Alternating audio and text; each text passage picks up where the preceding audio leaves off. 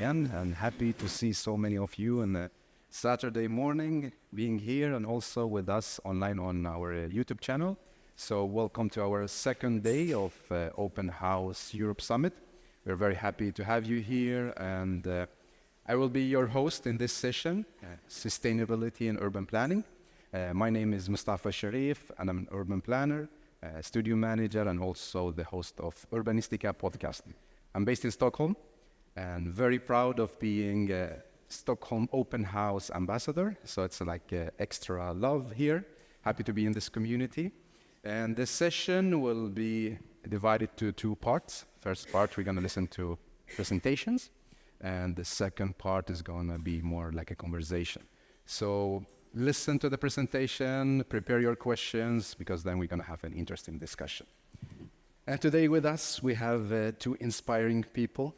Manuel Banza, you're a data analyst, working a lot with the data science project, cities, mobility, politics. So good to have you here. And tell us, what are you going to inspire us with? Well, good morning, everyone. Thank you for having me. It's a pleasure to be here. I have a presentation that I'm going to talk about healthy cities and how can data help us achieve that goal, but also what type of political vision that we need to have for our cities, and most of all, what type of hopes and dreams we should have to achieve that type of city that we want. Interesting. And thanks for coming. And also with us, second speaker, Mariana Sanchez Salvador, architect, and with a remarkable research within food supply systems in cities. Good morning. Good morning. How are you? I'm great, very excited to be here in this panel. I think the discussion will be super interesting from what I could gather so far. Yeah. And I'm very excited also to kind of bring you maybe a new perspective on cities, put like a food lens on it, and hopefully once you see it that way, we'll never be able to unsee it. Interesting. So how about listening to the presentations? Ready? Let's go. It's Manuel, the stage Thank is you. yours.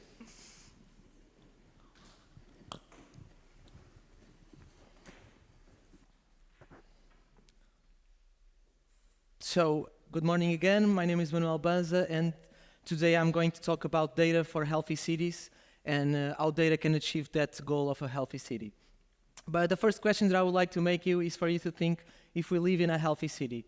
Normally, when we think about healthy cities, we think about places with lower levels of pollution, lower levels of noise, and more friendly pedestrian spaces, as well as green spaces and accessibility to them. So, taking the example of Lisbon, do you think we live in a healthy city? Well, sometimes it doesn't look like it, because every day we still find images like the ones that we are seeing here today. And for example, when I look at the first image, I immediately see who owns the street. Who owns the street are cars. Even the teachers need to use a reflective vest in order for the cars to understand that, at least at that time, they need to slow down and pay attention to pedestrians. That's why we need to change that goal. We need to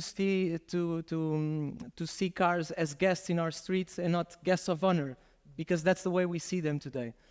So a lot of things that we need to do in this with this current situation. But have you heard about smart cities? Smart cities have been around for more than a decade, and they say that data and efficiency will change everything, and finally we'll live in a healthy city, in a city that we want. Do you think that's true? Well, I have some doubts, because actually smart cities is just the same problems that we have today, but amplified and projected to the future. So actually nothing changes. Normally they just change the size or make everything bigger. So if you go to work in a 4-lane highway, you now go in a 6-lane highway. Nothing really changes. And the funny thing is, I asked the generative AI model to picture me, Lisbon, as a smart city and a futuristic city, and this is what it gave me: bigger buildings and more lanes full of cars. So for me, this is not a type of city that I want to live, and actually it's not a healthy city. So there's a really good speech from Murray Bookchin in the late 70s, where he talks about how dumb is this idea to talk about futurism, while instead we should be talking about utopia. We should dream bigger of our cities. And 50 years later, this still makes a lot of sense. And I think that we can make the same comparison between smart cities and healthy cities. Smart cities are always talking about high-tech surveillance, efficiency, automated mobility, where we should be looking at the problems from an ecological perspective. We should be looking at how we can make a better harmonization between all modes of transportation, how we can ensure accessibility to public transportation and more sustainable urban mobility. So why neither of them work? Why are we not happy with the current situation and we are not eager for the smart cities that they promised us? Well, in my opinion, because they both fail at putting people at the center of human decision. We have to have a clear vision, a political vision of what type of city that we want, and then only after that use data to achieve that goal. Let me show you an example of that. Health is determining urban planning since ancient times. And the plan from Cerdàs to the district of Eixample in Barcelona, it's a great example of that. So in the 19th century, Barcelona had 4 times the population of Paris. So they had a lot of unhealthy issues. That's why they needed to expand the city. And Cerdàs' plan was to create these blocks that you're seeing here and having 35% of green spaces available in the district. And as you can see, each block has a generous area for green spaces, and these black stripes represent the buildings. But then over the years, this plan was destroyed. Year after year, the plan destroyed by the sake of unstoppable growth, leaving the district with less than 1% of green spaces. And this has tremendous impact in our lives. And I think this is a great example from how a political vision can change a city. And I think that Barcelona had that with the previous mayor, Ada Colau, because they started to understand and they had this clear vision of what type of city they want. They want a healthy city and a space that is good for pedestrians. And what they needed to do is to use data to quantify the problem. So they started to understand what was the levels of noise and air pollution. And what they saw is that the district of Eixample was one of the worst districts in Barcelona. So what they did, they didn't have new space to build. So they started to see the streets as opportunities, because public spaces are the most democratic spaces that we have in our city. So they understood that they could fill the squares and the streets with the greenery and streets, and then with the superblock plan, they are expected to reach more than 35%. So exactly the plan that Cerdà had in mind in the 19th century. And I brought you here this example because in 2019, this is Consell Cent in Barcelona, in Eixample. It had 3 lanes for cars and 1 for bicycles. And I was there this April, and I recorded this video. And as you can see, there's life again in the street. Even children are playing in the streets. So this is really important because they are understanding the public space as a natural extension of our homes, and that's really important. So the other question that I have for you is, can we do the same in our neighborhoods? So let me show you mine. I live in Arroz, which is one of the 24 parishes of Lisbon, and it has more than 33,000 inhabitants and more than 2 square kilometers of space. And is also really well known for its local restaurants, shops, and cultural activities. So, what vision do I have for my neighborhoods? I want to have this clear vision of a better mobility, good public spaces, more green areas, a thriving community, less pollution, and a comfort neighborhood. I'm sure you all share the same vision as me, so let's dig into data to understand how we can make some changes. The first thing that I did was to split the neighborhood in a grid of squares of 100 meters per 100 meters to understand, after reading some literature about public space, I came up with a really good guideline from BCN Ecologia, which was a company responsible for several projects such as the Superblock. And they have this measure that says that the total width of the street, so building to building, should have at least 60% of space dedicated to pedestrian. I know this is a really high number, especially for Lisbon, But that's what we need to do. We need to dream, we need to aim high in order to achieve those goals. And what I did was to do that math and that measure for Arroios. And as you can see, only 2 squares comply with that rule, meaning they have more than 60% of space dedicated to pedestrian. But with data, we can understand this map. And we already know the places in red have less than 25% of space dedicated to pedestrians. So we know where we need to make changes. Other thing that we want is better mobility. And one of the things that we need to do is to improve sustainable mobility in the city. And one of the things is to increase the bicycle usage that we have. And we need to ensure that every bicycle user has at least 1 bicycle parking near their home. And what I did was exactly that. So for each square, I calculated the % of people that has at least 1 bicycle parking until 150 meters away from their home. And actually the number is good because most of them have more than 75% of people having at least 1 bicycle parking. But the great part is this map, because here we can see the places that doesn't have accessibility to bicycle parking. So if we worked in the city council or in this district, we can say next week, okay, we'll go to these places and insert bicycle parking in order for everyone to have accessibility to bicycle parking. And what about green spaces? Green spaces are really important, and the World Health Organization recommends that we should have at least 10 square meters of green spaces per inhabitant. But the thing is, Arroios doesn't comply with that at all, because most of the people have less than 5 square meters per inhabitant, as you can see in this image. And this is really important to have new green spaces, but Arroios doesn't have new spaces, so we need to do the same as Barcelona did. Try to understand the opportunity of our streets in order to increase greenery, because green spaces are really important for several reasons. But one of them is because they help fight the urban heat island effect. And we all know that heat affects everyone, but the impacts are not shared equally. And we have to have in mind 2 important things. The first is clinical vulnerability, which is related with people who already have some health issues, and also elderly people. These are the ones that are going to suffer the most with the heat waves that we see much more happening in our streets.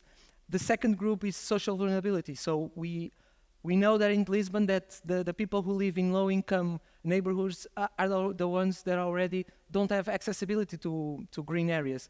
And also they live in buildings with poor condition, that they don't have money to buy an air conditioning and pay the bills of electricity every month. That's why we need to see and understand the public space as an opportunity to create places where people can take refuge during heat waves. And sometimes people are already giving us those signs. For example, I took this picture in the summer, and this is in Alameda, in Arroios, and people were using the shadow of outdoor billboard. So they're already telling us what kind of public space they want. And this is important because we need more climate shelters in our city. So climate shelters have 3 important elements, which the first is the blue, which is associated with water, so places to drink water, lakes and water fountains. The second is the green, which is directly linked with green areas and trees. And the last but not the least, the gray, which is associated with shadow, which can be naturally made from trees or artificially made, like the example that I'm showing here.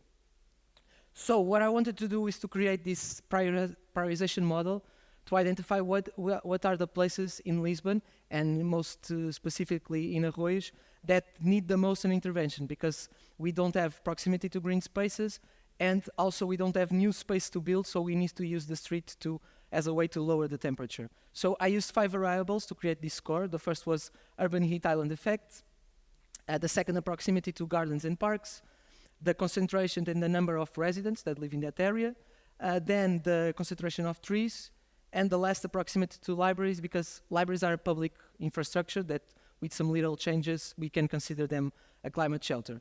And this is where I came up. So this is a map showing the worst locations in my neighborhood and actually in Lisbon. So the ones that are in red are the ones that need the most a climate shelter, and we need to change the street. And I brought two examplos here. The first is Rua José Falcão, which is parallel with Almirante Reis, and it's really close to Praça do Chile. And as you can see, there's no trees at all here, and the space is dominated by car. So we need to change this in order to have a more comfort city. The second example is in Anjos, which is also in Arroios. We see few trees, but again, highly dominated by car, even a car on the sidewalk. And you can pass these streets on Google Street View, and what you'll find is really a place that is dedicated to car and not pedestrians. Other example is using the 330-300 rule, which says that we should see at least 3 trees from our window. We should live in a neighborhood that at least 30% is covered by the tree canopy from trees, and we should live until 30 meters to a park. So what I did was to calculate for each building these 3 rules, and in this map you will see the buildings with 2 colors. In green when they comply with the rule in simultaneously, and in gray when they don't comply. And on top of that I put a layer in red, which represents the urban heat island effect. And what we saw here, what we can see here is when we zoom in Arroios, there's not even a single building that comply with this rule, which is normal because since we don't have trees, we cannot comply with the 30% of tree canopy. So this is a tool and a visual tool to say how bad we need to change our streets. And that's why we need to dream. We need to have hope of a better city and to start dreaming of our cities, our neighborhoods, and our streets that we live in. And since I'm not an architect, what I did was to feed my dreams in a generative AI model, and I'm going to show you some examples of some streets from Arroios. So the first street is Pascoal de Melo, which you can see it has a lot of potential because it has a lot of trees. But again, highly dominated by car and high levels of noise. But it could be much more than that. It could be a friendly space where cars can still pass, like priority cars and people who live there, but again, places for people to sit in a much more friendly environment. Other example that I brought is Palmira Street in Anjos, a typical residential street. Again, no trees. But then, with little changes, it could have some greenery and a much more friendly pedestrian street. Praça do Chile, which is a really important square in Arroios and in Lisbon, but highly dominated by cars and almost no places for people just to sit. But it could be a shared space between all modes of transportation, where we have more greenery and places where people can sit and enjoy their neighborhood. The last example is Rebelo da Silva, which is, I live close from here, and as you can see, it's a really dark street with no trees at all, but it could be much more than that. It could be a friendly residential street full of trees and greenery and places for people to sit. So data and technology is really important because they can help us achieve these dreams and help us in a quick way to dream how can we think of a better city and a healthy city. But it's important to have in mind that it's only a helping tool. Technology cannot be an end to itself. That's why I had this presentation to have this clear vision of what type of city that we want. Only after that we should use data to achieve that goal. So that's why we need to create new city models that puts people at the center of human life, but also give hope and trust human and collective action. Because this is not just about creating pedestrian streets. This is changing how we make cities. This is fighting climate change while in the process we create good economics and improve community engagement and a sense of belonging. And quoting Janet Sanz that was here yesterday, the thing is, we don't just want to survive. We want to live well. Thank you, everyone.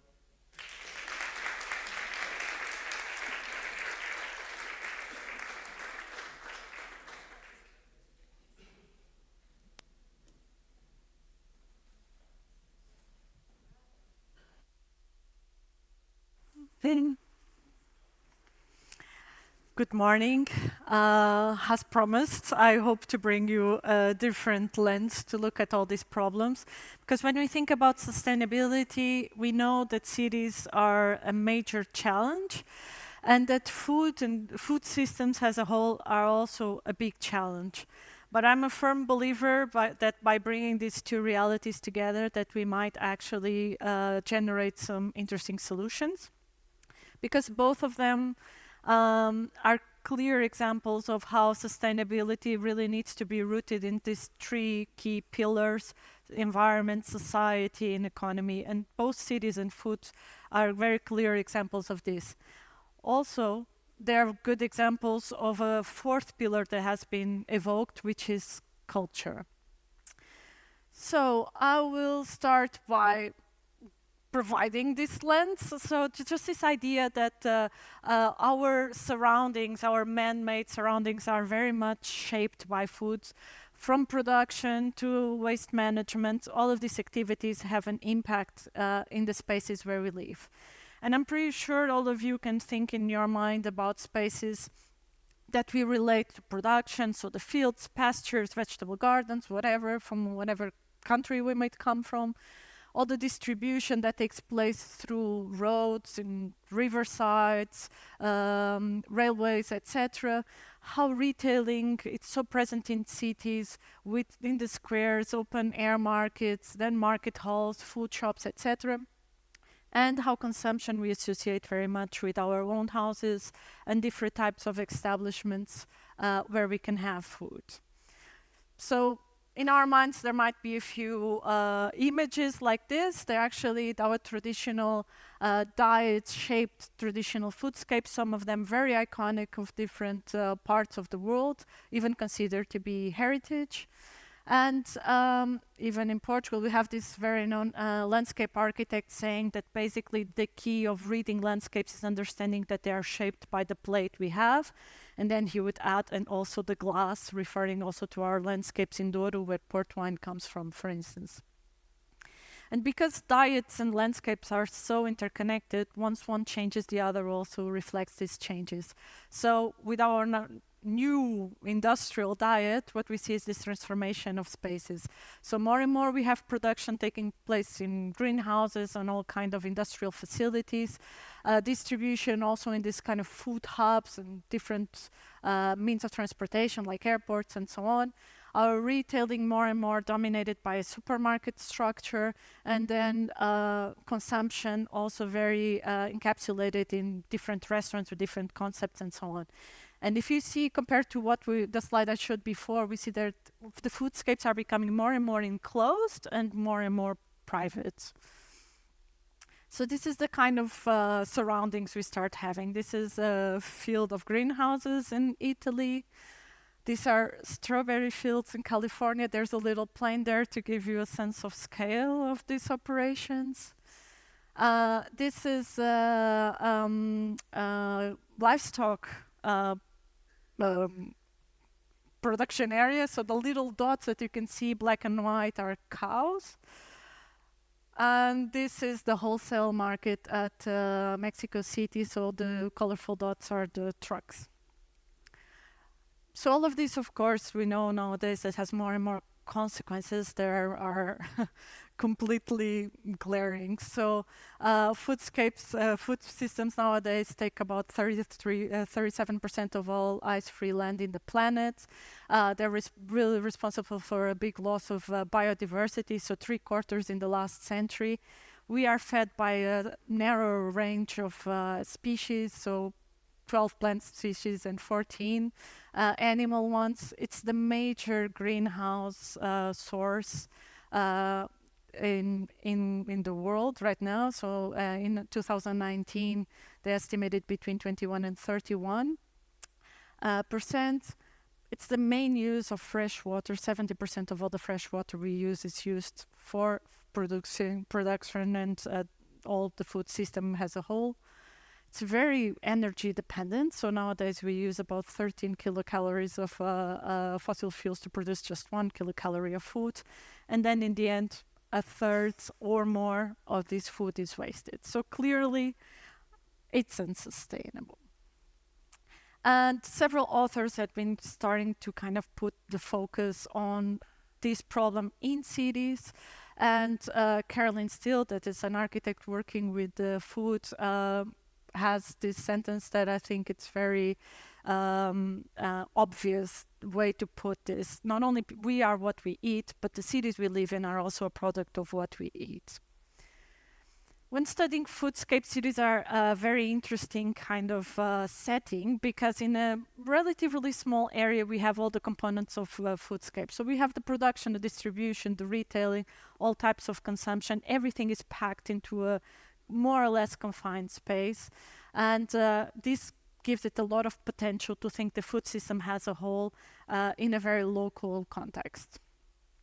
Also, I think that when analyzing these themes in cities in general, and it's my architecture background, we can't start from now to the future. We really need to understand what happened before, to understand the process in depth, so that we can really come up with solid and holistic solutions. So I always go to this sentence by Churchill, because I think it's very much what I believe too. Again, Caroline Steele also argues that food in cities was probably the greatest force shaping civilization, and that this is not only relevant in the past, but still today it's the one way, of the way maybe, to understand cities.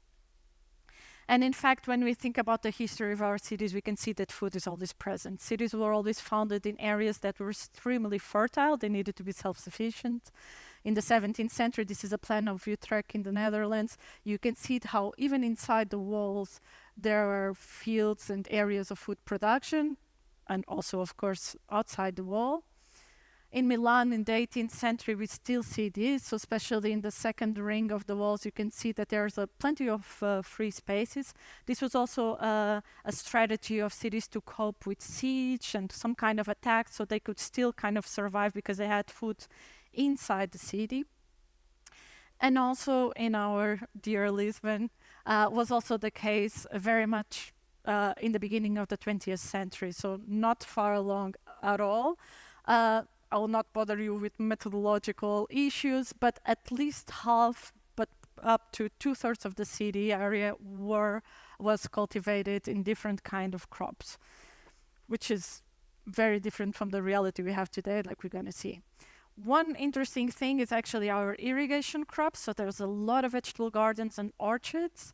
They actually surpassed the built area just 100 years ago.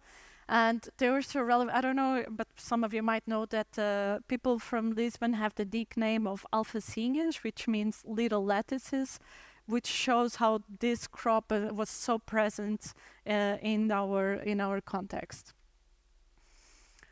Also, I managed to identify 529 quintas, which can be translated to farms. So this really shows this was not like a secondary activity, was very present. And this is just one type of property that had this productive character. I identified many others, but I just brought this example just to give you an idea how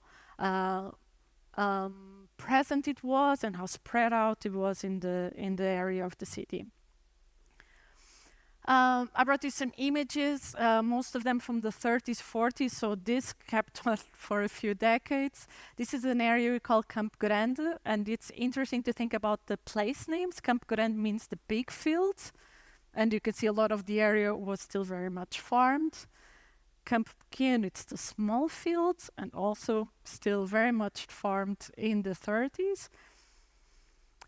Valleys, of course, were super cultivated. So this is the valley of Alcântara, and you can see like it was very, very luxuriously green and productive. And in the back, we had the area of Monsanto before it became a forest. Was an area for pastures and rain-fed crops also.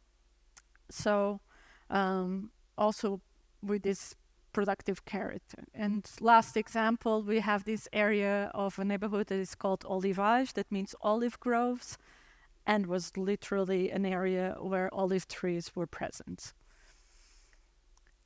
This idea of place names staying within the city, it's not uncommon. In Portugal, we have more tendency to use politicians' names or religious figures to name our streets. But for instance, on the left, you have two places in Cologne, so the butter market and the fish market, basically. And these are examples in London. Cornhill is where they sold corn, Poultry where they sold poultry. Friday Street, there was a market for fish on Friday. So we can see really how the city was shaped by these activities. In Lisbon, there's an example, which is Rua dos Bacalhoeiros, which means basically the codfish sellers. There used to be codfish sellers there. But very interesting is how to use this kind of place names to understand how food was distributed. So along our riverfront, we had places like Onions Field and Wheat Wharf. This is where the onions were unloaded, where the wheat was unloaded.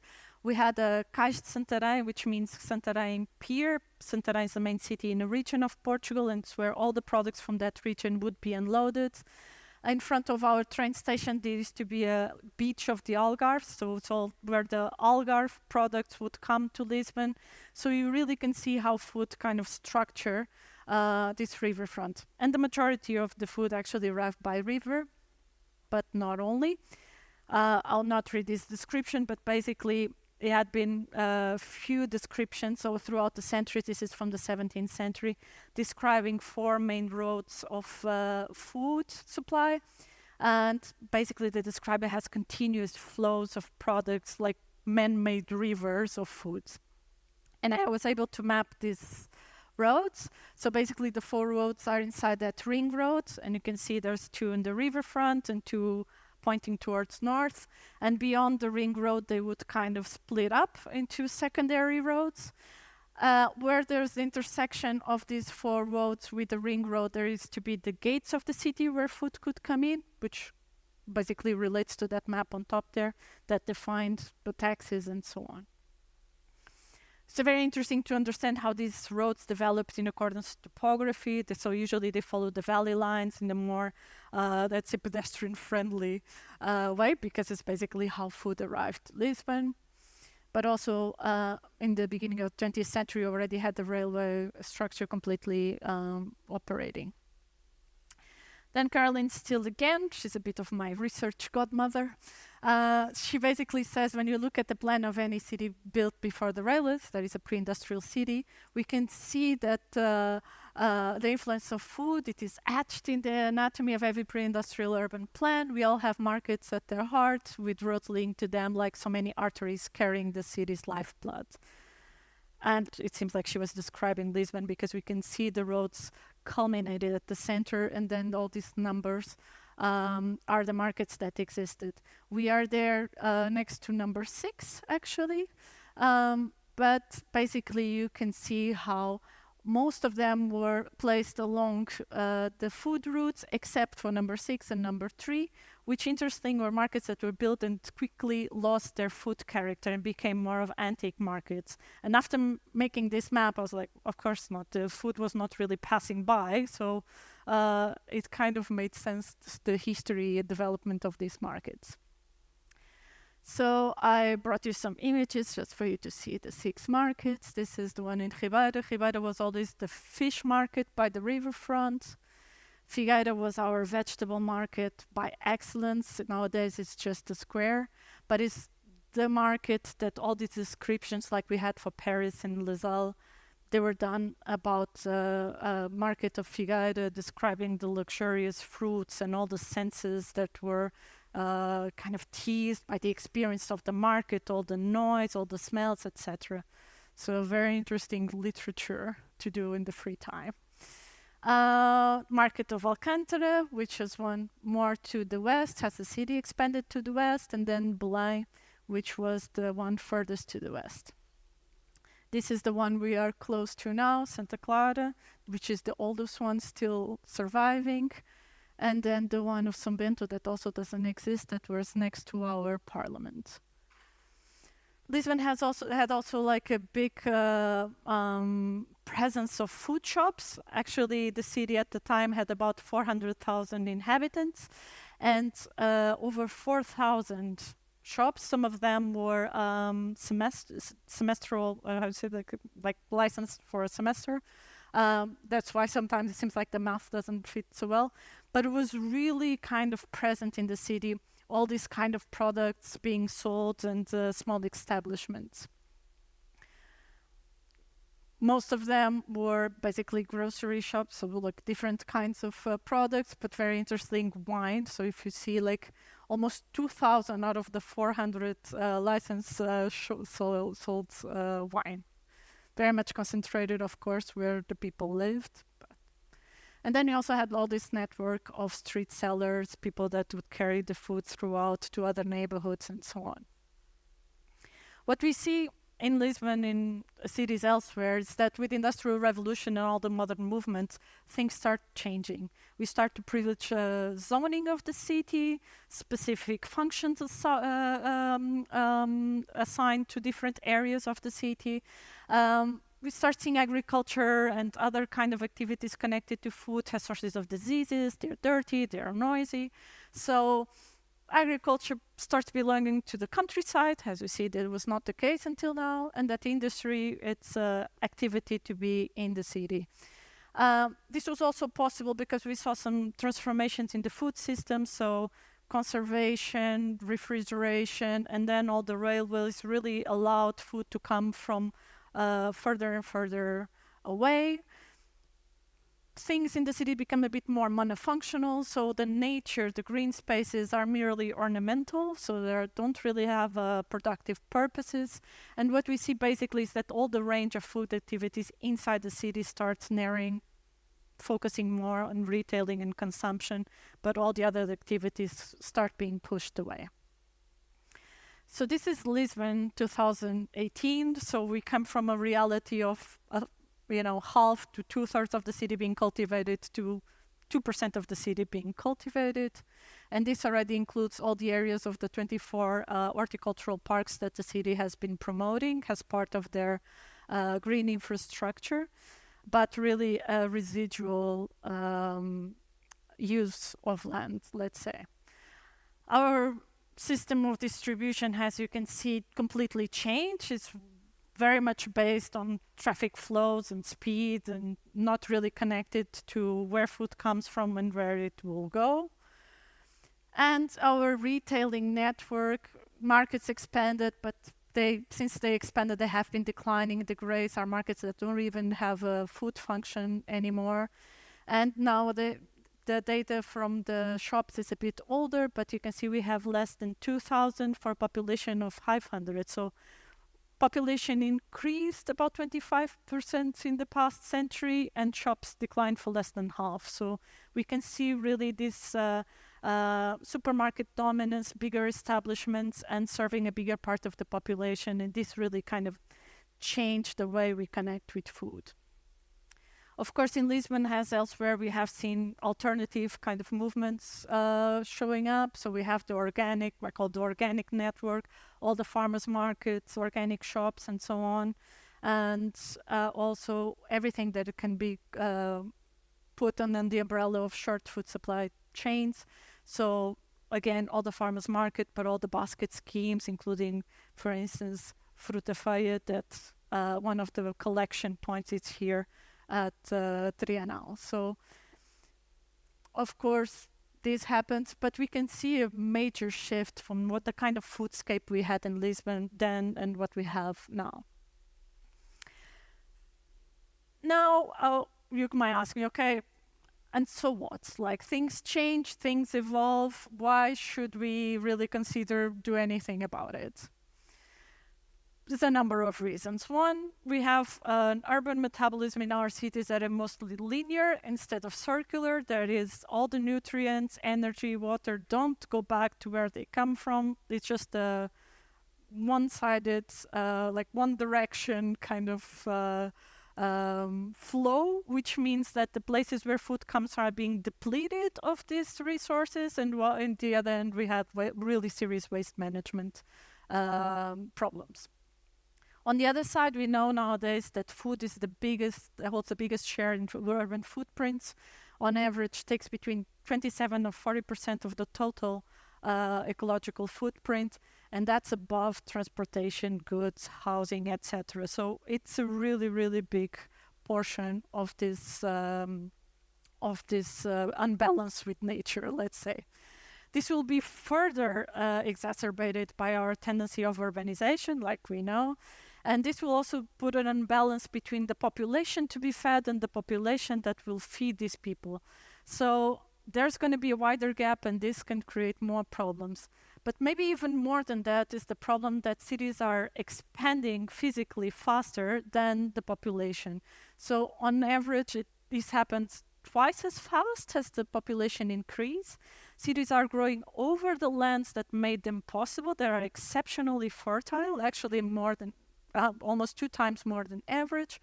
And they're being lost at a very, very fast pace. In the US, they estimated that about 4,000 square meters are lost every single minute, which is not something new, because Mumford in the 50s already said that this growth of cities was completely paradoxical, because we're just annihilating the reasons why cities were possible in those places in the first place. As we have this bigger distance, food becomes an abstract commodity. We feel more disconnected from food, and this kind of actually promotes more and more negative social and environmental impacts. So, overview of how food can be a bit abstract. It's not indifferent how cities are designed in our relationship also to the diets we choose to have. So we know that there is something called obesogenic environments, that is urban designs that actually facilitate obesity. That is, that demotivate you from biking or walking. There's a lot of access to fast food, but not healthy food. So this has been called fat city or obesity, which I think it's a very smart kind of wordplay, and also food deserts. So it's areas where you don't have any access to affordable, nutritious, healthy food in a range like of proximity, so walking distance. Cities are becoming more and more monofunctional, so specific functions assigned to each area. And some of the examples Manuel showed in his presentation really show, like, it's a residential neighborhood. There is no shops, there are no green spaces, there's no overlapping of functions. And not surprisingly, maybe when this happens, these places start being more and more empty, and as they get empty, they start being perceived as dangerous. Funny enough, one of the strategies to compensate for this is to put food back. And we've seen this, for instance, in a lot of the main squares in Europe. For instance, here in Lisbon, our main square used to be filled with the administration office from the government and so on. They became empty. The square was always empty. And then they put a set of cafes. A lot of people can't afford to go to these cafes. So this has been deemed domestication by cappuccino, because it's a kind of very curated experience of this space. It generates different classes of people in the city, the ones that can afford it and the ones that can't. But, you know, it's a balance to be achieved, because Jane Jacobs already spoke in her book, The Death and Life of American Cities, how restaurants and bars and convenience shops always had a very strong role in keeping the cities safe, especially because their working hours are longer than the other kinds of shops or services, etc. We also see phenomena that are called like food gentrification. So we have displacement of people that it's triggered and promoted by food activities. And this also translates to a kind of homogenization, I never know how to say this word, of spaces we can enjoy. So for instance, cafes, they're, you know, it's a uniformist kind of aesthetics. They can be triggered by their own traditional markets, because they start being curated as a gastronomic experience and touristic experience and so on. And this kind of promotes this kind of phenomenons. And even the alternative circuits, like the organic one, can contribute to it. In the US, there's actually something called the whole food effects, which means when a whole food supermarket, that it's an organic supermarket, when one opens, the rents automatically increase around it. And in Lisbon, we had a neighborhood where this happened very clearly, which is Marvila, a beer factory, some restaurants opened, they start becoming like a cool spot. Art galleries moved, architect studios, they start renovating all the buildings around, middle, upper class start moving in, the rents increased so much that the flagships, establishments had to move because they can't afford the rents anymore. So this could be a very good example of a gentrification process triggered by food. And now teasing a bit, Manuel, how can we put food back into the city? In all kinds of ways, so introducing food production in all different types of models, our traditional markets, but in a renovated kind of perspective and working hours, etc. We need to think about food streets again, how to put these establishments together and really bring life to the streets, food quarters, and also neighborhoods. So all kinds of spaces that we can still bring in and make the city multifunctional again. And just as a final note, just this idea that through food we can really make cities sustainable again by putting all these economic, social, and environmental issues together in a very localized and rooted way. Just to remind us that food ties us to each other and to the environment. And thank you so much for your time and attention.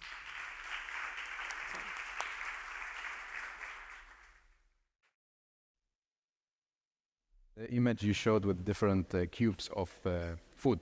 Imagine this is a city, like. But let's start with you, Manuel. With all the data we have, I thought we're supposed to be smarter and plan better cities. Why we failed so hard with the amount of data in order to plan a city, sustainable city? Yes, I think it's the thing that I told in my presentation. It's the lack of vision for what type of city that we want. So, and sometimes, I mean, data helped already a lot Lisbon, for example, and we have a lot of data. We actually have a really good collection of data, and we use them every day. But sometimes we are always looking for the next technology, and now it's the generative AI, they will solve everything. And we are always like this. There's like this saying in Portuguese that the perfect is the enemy of the good. So we need to look at small things that we could do already. And I think we already have that data, but the problem is this vision that we are still in the 20th century where it's focused on cars, our streets. And we need to change that, not only because we want pedestrian and healthy streets, but actually also for food. So places for us to gather. It's not that I'm against smart cities, but I think sometimes the smart cities focus only on technology.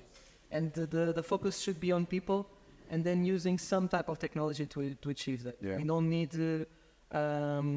don't need to have more than 60% of our space dedicated to cars. And I think there's a story there it's not being told. So for example, and this data it's available. You can see, for example, what type of it's not driving license, it's the plate license, like this.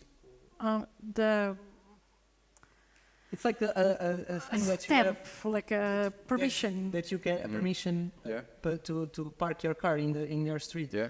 And we had the census last year, and if you compare for cities, for some neighborhoods in Lisbon, not even 50% of the housings as one, but we have more than 50% of the space dedicated to cars. Yeah, yeah. This is something that we have to have in mind. Yeah, Mariana, what do you think? We have also, like you showed us, we have a lot of data, sensors, we know a number of markets, vegetables and so on, but we still, like, our city is getting worse and worse.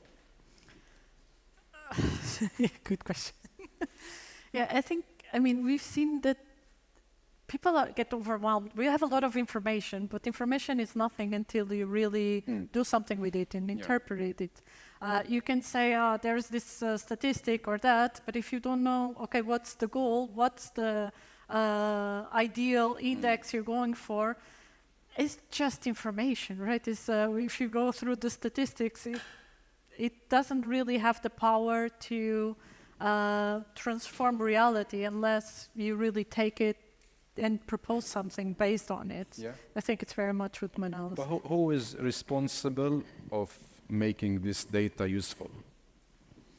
I think are the first the politicians like city councils, deputy mayors that have to have this clear vision of what type of city they want. Because actually I think that we have really great technicians, like people that work in the city, the city council. I think they are really good, and if you look on paper, we have excellent programs to execute. But then it's always about this hope and willing of to make things happen, and that I think needs to change a little. Yeah, do you agree? I do agree. I mean, I think it's in food, I think there's actually like a gap in the sense that it's not that what we are doing doesn't impact food. You know, when we think about the urban planning of our cities, it does have a consequence. It's just not thought of that way. Yeah. We plan for transportation, we plan for water supply, we plan housing, we plan energy supply, all of these things. All of them are connected to food. And once you decide to do something in one of these departments, let's say, it has consequences on the food system. It's just not thought of that way. So I think it's interesting that one of the things that has been done in some cities or rehearsed, and I think could be interesting, is to have task force, department, whatever name you want to put it, but basically a group of people that coordinates all of these fronts, but from a food perspective. Because it's basic thing for survival. This is like something, like I said, once you see it, it's really hard to unsee it. Yeah. But I mean, housing, it's fundamental for survival. Yeah. Yeah. There's all the efforts put into it. Water, air quality, I mean, everything. And then food is something we eat 3, 5, 6 times a day, depending on whatever you want to do. And it's just... not there. Yeah, like whatever. Society, private companies will take care of it, and everything is... It's sad because I'm an urban planner, and I studied in 4 different universities, like in Germany, Sweden, also in Milan, and not even a single course in these 5 years talked about food, which is like now when you're presenting, I'd be like, okay, that's sad. Yeah. But let's say I'm not alone here in urban planning field that actually planning for traffic and green spaces, but not really food. So what is your more like hands-on advice to us to bring back food to the city, like as an infrastructure? What should we like really focus on if we start from today? I think, once I think this group of people in City Hall, I think these things should happen at local, in the local context, you know, to kind of think global, act locally kind of thing. It's a reason why it should happen in cities. For instance, China, they're trying something that I think is very interesting, that it's we had this problem that usually you have the boundary for the municipality set, and then we're trying to manage what happens within that boundary. But in China, they're redefining the boundary so that it can embrace the area needed to feed the cities. And this is what happened like in the medieval ages, right? There was control over the total space needed to feed the city. But apart from that, I think it's a matter of changing your perspective. Because nowadays, for instance, as architects or urban planners, I mean, green spaces is something, of course, it's part of the premise, right? Yeah. In the beginning, you just paint something green because you have to. There's no way you can think of a city or a building in the 21st century and not include this. But with food, it's completely... No, but like give me a solid advice. What can I do as a planner? As a planner? Yeah. As a planner, I think you need to define the rules to introduced food back. Like one thing for me, I think it's interesting, for instance, when you have a city expanding and you compromise cultivated space. With green spaces or other kind of spaces, we have a system of, okay, I'll take yours from here, but I'll give you another one here. Yeah. And with agriculture, this doesn't happen.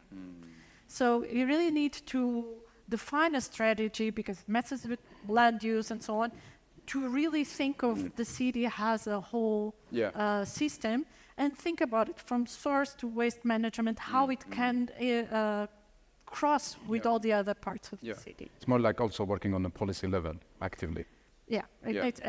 And design, and people that follow through with the plans after, it's a multi-scale also. It goes from the house to the region, and it's present in every scale. Yeah. And Manuel, you mentioned that we love to look for the next technology. We do something here, sensors, installing and gathering data, then we run for the next thing. And now I think many of us trying the AI, experimenting and so on. So what do you see? Like, are we going to have something concrete from AI in creating healthy cities? Yes, I think so, because I truly believe in the power of technology. But for example, with generative AI, I think this is a really helping tool for urban planners, because they could imagine quickly and change and show an image like the ones that I was showing. But for example, let's think about this tool for participation in placemaking. This is amazing, because you can do workshops with people, and people say, I want this, I want that, and at the end of the workshop you could say, so this is exactly what you want, and they can try to change a little bit in order to show exactly what type of city they want. And when we have a picture, so for example, we had statistics, but I agree, statistics is just a number, but when you put a map with data, when you put an image that shows exactly what people are asking for that region or that specific place, that has a lot of power. So I think generative AI it's a really good example of that. And Urbanistica AI, it's like a company that's being famous for doing this. So in terms of participation in placemaking, I think it's a helping tool. And but also with sensors, it's also helpful, because we can know, I gave an example from Barcelona with air pollution and noise. They used sensors to do that. It's just that using as a helping tool and not just wanting to measure everything. So we first need to understand what are the problems, and then what kind of technology can help us solve that problem, and not seeing, okay, I have this technology, what can I do with them? So okay, more like start from the question or the exactly. aim. Yeah. And this year in Europe, according to the European Union, is like a year of skills. So I'd love to ask you, what skill or skills do we in the community or in this industry need to learn or develop in order to create healthy city or to bring back food production or infrastructure to the city? Can start with you. Well, I mean, I think two things come to mind that are interrelated. One, I think we need to stay humble and curious, in the sense that, we have more knowledge than ever. The things we learn in school, I will not say have been disproven in a few decades, but knowledge is constantly being updated, and we need to stay on top of it, I think, because we need to adapt to the reality and be able to accommodate those changes within our own practices and procedures. And then I think we need to get out of our comfort zones, getting out of our disciplines, getting out of our procedures, our routines, as professionals, as citizens, because we know that what we are doing is not working. There's not any kind of range of societal development that we can say, done, keep business as usual, and more we're dealing with very complex issues. Cities are complex, food is complex, climate change is complex, and we can't keep addressing them as sectorial approaches that don't really step out of their disciplinary limits. or the way that you're used to doing the procedures. We need to build bridges, and for that, it has to happen within ourselves. It's not like, I think, it's not a matter of academia meeting local government. This is like institutions, it's abstract. It needs to be people from one side and the other, giving a step a bit outside the box to really manage to do this. So more like collaboration skills. Yes, I would say. Yeah. But the really being uncomfortable, which is something very against human nature, you usually try to find some sense of, just be humble enough to always be a bit uncomfortable. Yeah. What do you think? What are I will 100% agree with Mariana, and actually it's really difficult for me to say further things, but I agree. This is like, we have to see the city as an ecosystem that has these things that need to connect to each other. So what I think that I would say on top of that is we need to increase the levels of empathy between the persons. So it's really important for us to, like I said, public space is the most democratic space that we have. And it's the best place for people to meet all kinds of people, different ages, ethnicity, gender. So we have to have these spaces where people will meet different types of people that they don't see every day. And that it's putting people outside of their comfort zone, but also they will have to be more empathic with each other. And then we will see why some people have these problems. So, for example, I don't want to start a war between people that use car and people that want to cycle, bicycle lanes and more pedestrian space. I just want for them to talk and understand why they have this need of using the car. Sometimes you need the car, but sometimes you live in places that you don't have good public transportation. That's why people use the car. They don't want to go to work and stay like 1 hour, 2 hours stuck in the car. So we need to start to hear each other, and I'm sure that with that we will try to feel what the other person feels, and that will start to grow some change. Exactly, like talk more. Can I just add a note on this? Because I think this empathy is really key. I mean, often, we just use the word sustainability like, keywords. But actually what it means is providing with present generations the ability to meet their needs without compromising the ones of future generations to fulfill their own needs.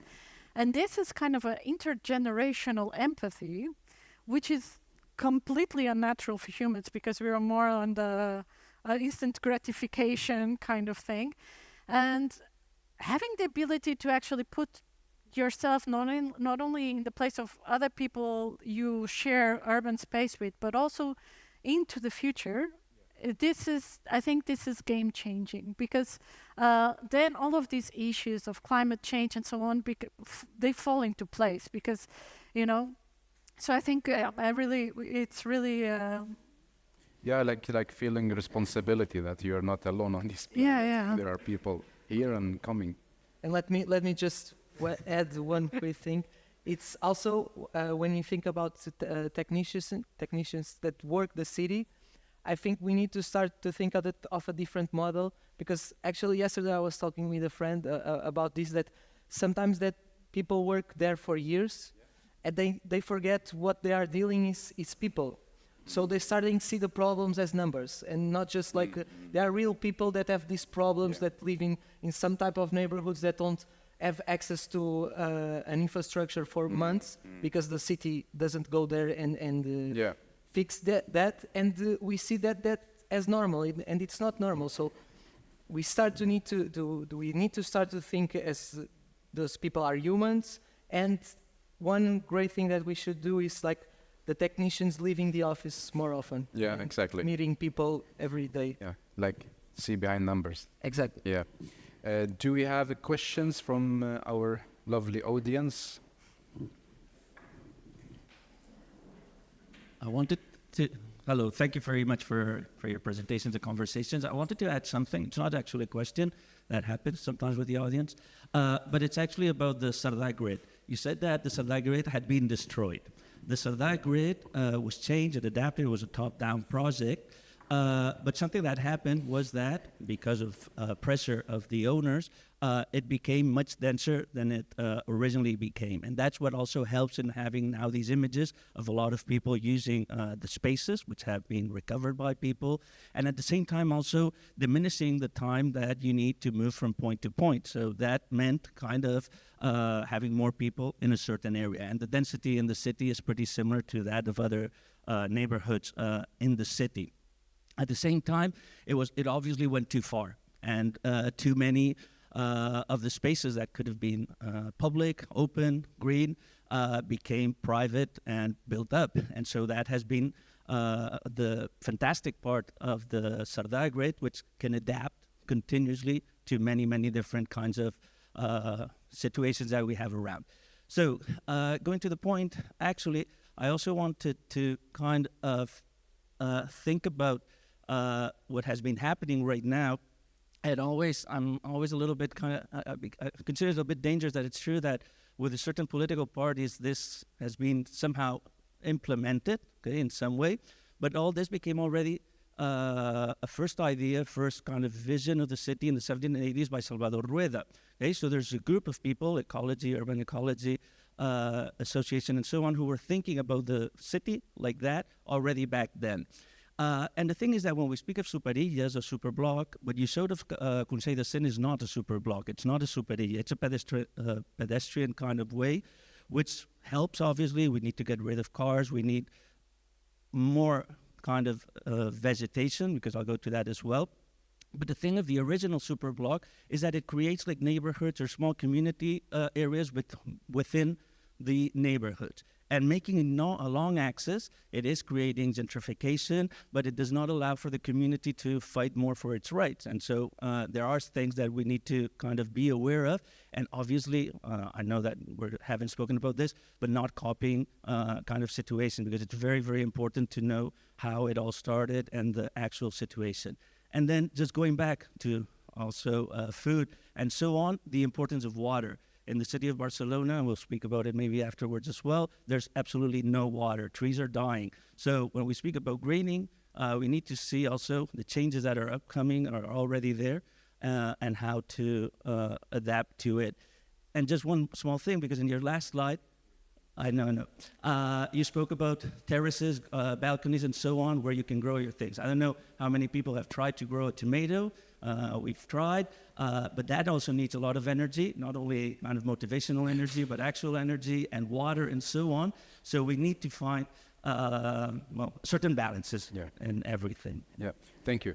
And of course, like when it comes to cities, I think we can just copy, but we can get inspiration at least, because every city has importance of the historical background. Exactly. Questions? Do we have any? Can I just say some quick thing? Of course. About I agree 100% with you. And actually, I'm making a master now, and one of my teachers was Salvador Rueda, and he did an amazing job. I actually did showed some measures that was defined by him, and I had on class, just to tell you this, like he was saying that I could make super blocks for Lisbon. And I thought, that's impossible.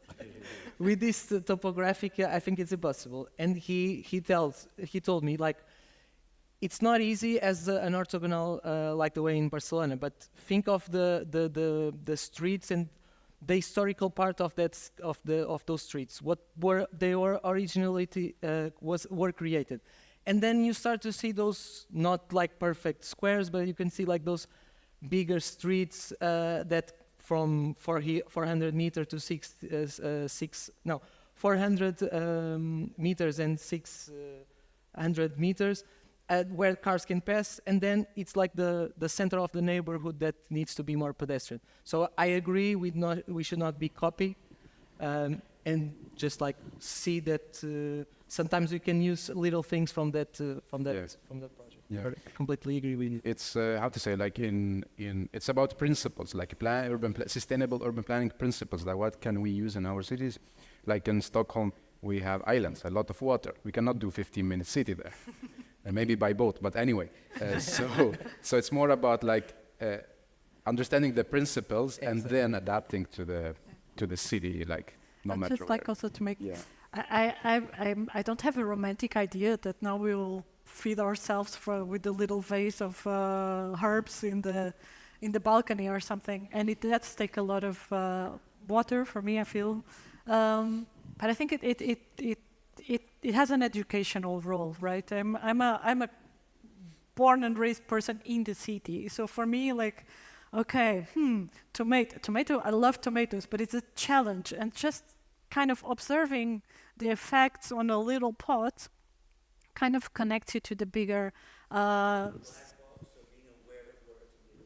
yeah, and the impact of that is, in the city, it's like, oh, it's a rainy day, what a, such a annoying kind of phenomenon. But then when you have plants that you need to water, it's like, go little ones, get some water. And one thing that you slightly addressed that I think it's also key for urban planning, I think it's inexcusable that strategic plans change with every mandate. There should be a more of a medium, long-term view for the city that all parties commit to at least follow in some way. Yeah, exactly. Because if not, we're always inventing the wheel. Starting from scratch. Yeah. Like going to the process all over again. Yeah, for no reason. In presentations, and actually it's really nice that both of you are touching kind of a different aspects of a city, but they are really matching. And in your presentations, I also remembered this recent project by David Wengro and Forensic Architecture, the Nibelivka hypothesis, where they were looking at the very ancient settlement in contemporary Ukraine territory, where it was kind of a really different way of city, which was composed of the neighborhoods, and people were growing basically their whole food within the city, and life was really different there, because all you actually need is a kind of a roof on top of your head and something to eat.